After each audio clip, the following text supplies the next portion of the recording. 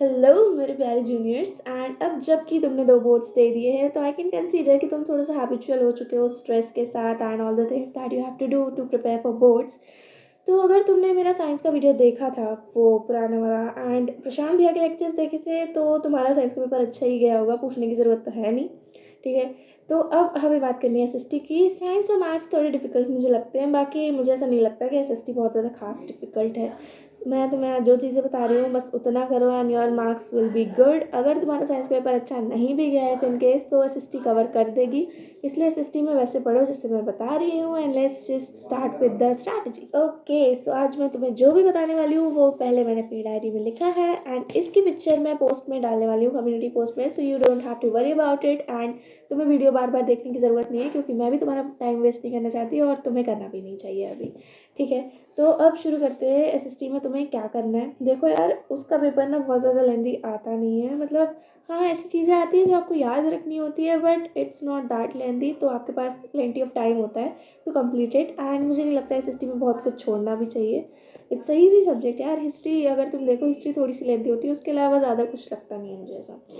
So starting with the strategy मैं तुम्हें suggest करूँगी कि इसके लिए तुम्हें मिक्स ऑफ दिगराज सर के रैपिड रिविजन्स देखने हैं एंड कृति दी की क्वेश्चन प्रैक्टिस देखनी है।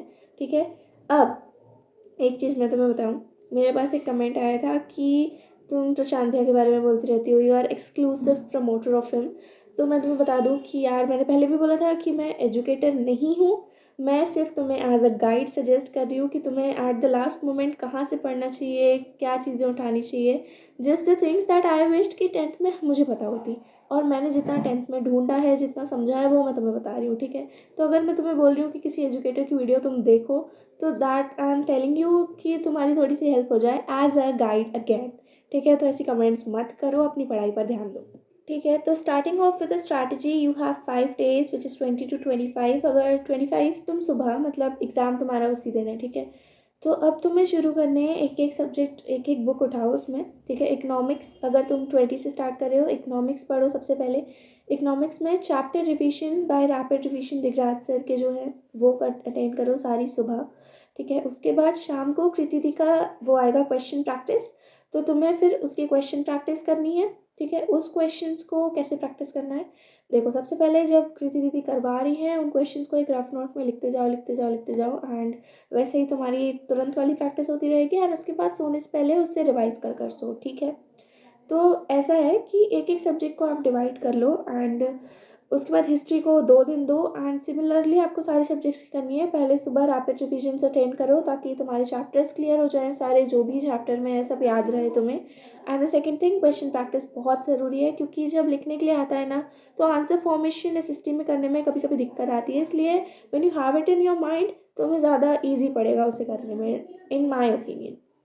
ठीक है, एंड ये तुम्हें करना है 24 तक। इसकी जो फोटो मैं भेजूंगी उससे तुम्हें समझ में आएगा कि मैं किस बारे में बात कर रही हूँ। तो एक दिन तुम्हें लेना है इकोनॉमिक्स, एक दिन पॉलिटिकल साइंस, एक दिन ज्योग्राफी एंड देन 23 एंड 24 को हिस्ट्री। ठीक है, and similarly question practice for it. उसके बाद 25 को तुम्हें क्या करना है, 25 को तुम्हें डेट्स जो हैं सुबह सुबह जो डेट्स का पीडीएफ है वही कृति दीदी देंगी, तुम्हें समझ में आएगा उनका लेक्चर अटेंड करते हुए टाइम। डेट्स का PDF CBSE case based and maps MCQ questions ये सब तुम्हें सुबह करने हैं एंड रिवाइज। ठीक है, सुबह कोई भी लेक्चर अटेंड मत करना, बस ये जो तुम मैंने चीज़ें बताई कर कर चले जाना पेपर देने। ठीक है, उसके बाद आता है कि तुम्हें मैंने बताया किस तरीके से पढ़ना है। अब कुछ मिस्टेक्स हैं जो तुम्हें अवॉइड करनी है। देखो मैप को बहुत इम्पोर्टेंटली लेना, मैप में 5 मार्क्स हैं एंड ये दिस वाज माय मिस्टेक, मुझे मैप काफ़ी अच्छे से बनते नहीं थे उस टाइम पर। एंड फिर लास्ट मोमेंट पे मैंने जब मैप का वो देखा था, लेक्चर अटेंड किया था एक वन शॉट टाइप का, तो वो मुझे समझ में नहीं आया था एंड मेरे 5 मार्क्स उसमें डिडक्ट हो गए थे। आई गेस 1-2 मिले थे मुझे उस चीज़ में, बट हाँ स्टिल। ठीक है, तो मैप को इम्पोर्टेंट लेना। एमसीक्यू क्वेश्चंस जो आते हैं उनकी प्रैक्टिस करना क्योंकि वो बहुत ज़्यादा एक्यूरेटली होते हैं कि तुम्हें पता होना चाहिए उसका आंसर क्या है, otherwise it will get wrong. तो एमसीक्यू क्वेश्चन में बहुत ध्यान देना। कृति दीदी लिंक प्रोवाइड करती है, पीडीएफ प्रोवाइड करती है, उन पीडीएफ को मत छोड़ना, उन्हें प्लीज़ पढ़ लेना। एंड मैंने एसएसटी बोर्ड का जो वीडियो डाला था, आई गेस मेरा फर्स्ट वीडियो वही था, preparing for my SST board exam. So 1 साल हो गया यार, मतलब 11 महीने 12 महीने मेरे चैनल को स्टार्ट हुए एनीवेज़, कि मैंने जब एसएसटी का पेपर दिया था तो मेरा एक बहुत बड़ा ब्लंडर था कि मैंने मल्टीपल सोर्सेज से पढ़ाई करी थी which confused me completely, and that is why as a guide I am telling you कि 2 चीज़ें उठाओ, तिकराज सर एंड कृति दीदी, they are the best, and उनके उससे क्वेश्चंस आते हैं, ट्रस्ट मी, जो दीदी करवाती हैं वो क्वेश्चंस आते हैं, ठीक है। तो ये ब्लंडर तुम मत करना, don't go for multiple sources, just stick to these once.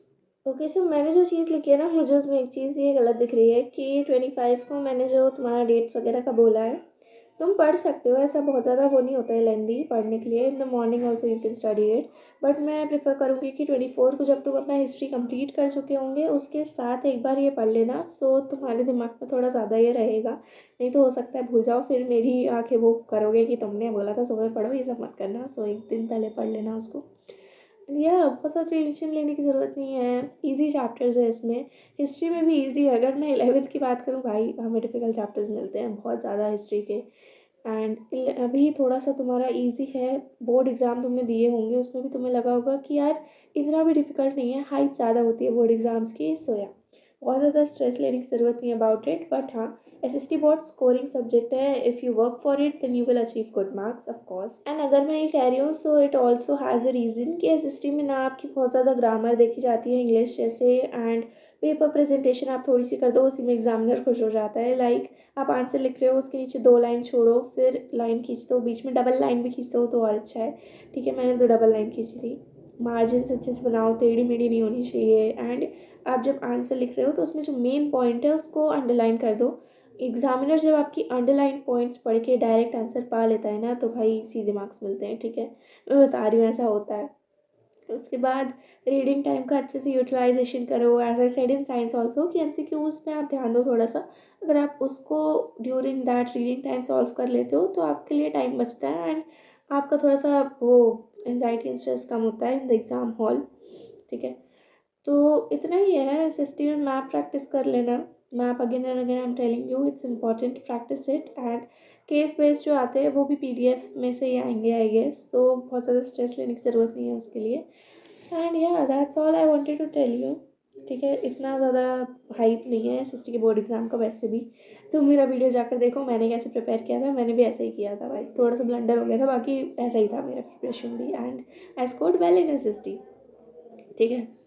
तो that's what all I wanted to tell you, and all the best for your exams, मिलते हैं अगली स्ट्रैटेजी के साथ, बाय बाय।